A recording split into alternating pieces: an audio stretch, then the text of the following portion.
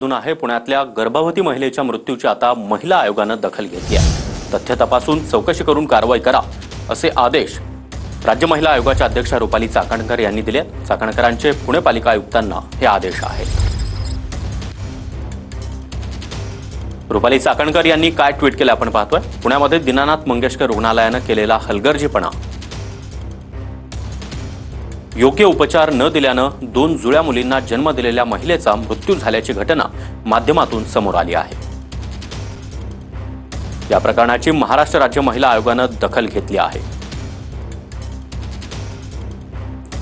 आयोगाने आयुक्त पुणे पालिका यांना सदर प्रकरणी तथ्य तपासत चौकशी करून कारवाई करण्याचे आदेश दिले आहेत। त्याचबरोबर आयोगास वस्तुस्थितीदर्शक अहवाल सादर करण्याचे निर्देश दिल्याची माहिती देखील रुपाली चाकणकर यांनी दिली आहे।